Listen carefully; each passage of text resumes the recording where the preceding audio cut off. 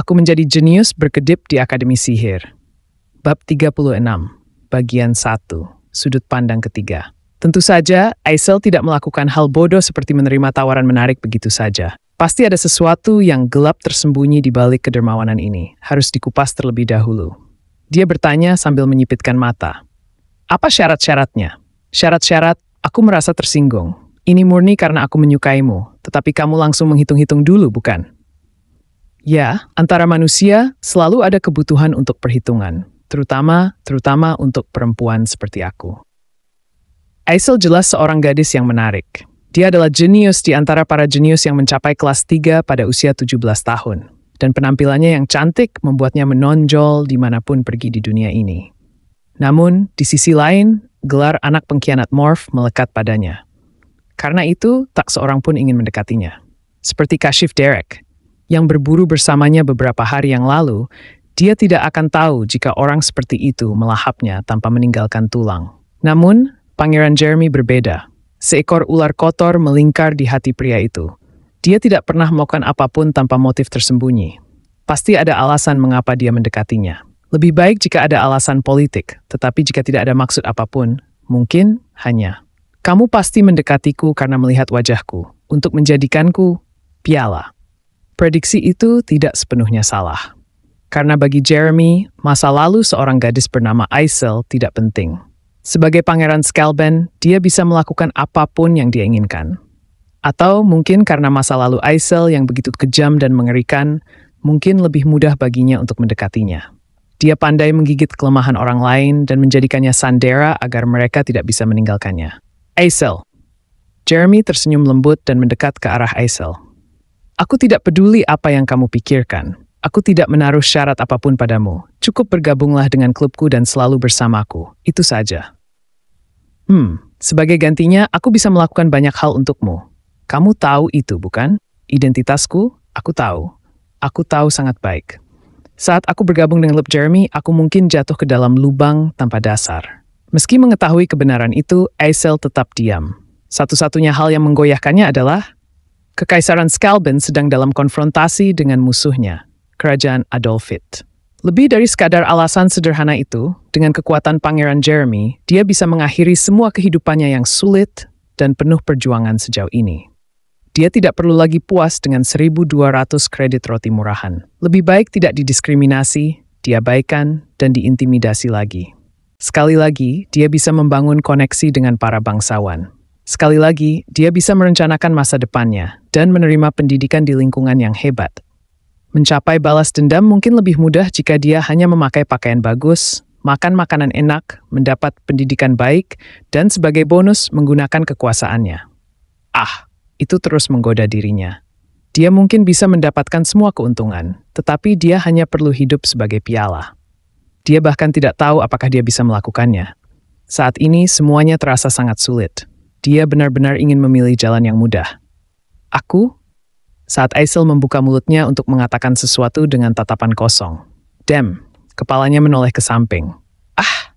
Dia tidak memahami situasinya. Mata kirinya terasa perih dan tampaknya air mata mulai mengalir. Dia mengangkat tangan kirinya dan menyentuh pipinya. Baru saat itu dia merasakan rasa sakit. Sakit? Kenapa? Siapa? Saat dia menoleh, dia melihat seorang gadis imut dengan rambut hitam pendek menatapnya dengan wajah tanpa ekspresi. Bertolak belakang dengan wajah kosongnya, kata-kata kasar keluar dari mulutnya. Kamu sampah. Apakah kamu menggoda seorang pria tanpa sepengetahuanku setelah kamu bilang akan bergaul denganku? Apa? Kamu bilang kamu menyukaiku. Kamu bilang itu saat itu. Tapi sekarang, apakah kamu akan meninggalkanku? Gadis itu bahkan mulai menangis. Meski begitu, dia masih memiliki mata yang tanpa emosi, jadi Aisel tidak bisa menahan diri untuk merasa bingung. Edna. Nama itu tertulis di lencana di dadanya. Dia adalah seorang siswa dari kelas S yang pernah dia temui beberapa kali. Tapi, dia tidak mengerti situasi itu, jadi dia membuka mulut untuk bertanya. Namun sebelum dia bisa berbicara, Edna meraih pergelangan tangannya. Ikut aku, kamu bicara denganku. Tunggu sebentar, Aisel sedang bicara denganku. Kamu jangan ikut campur. Saat Edna menggerutu, Jeremy membelalakan mata dengan sangat malu. Setelah memastikan semuanya baik-baik saja, Edna membawa Aisel keluar dari tempat itu. Butuh waktu lama hingga Jeremy tidak terlihat lagi, baru Aisel tersadar. Tunggu, apa ini? Apa ini maksudnya? Ketika dia melepaskan tangannya dengan keras, Edna menoleh padanya. Tidak seperti sebelumnya, kali ini matanya mengandung emosi manusia. Seperti semacam ekspresi lega. Itu hampir saja.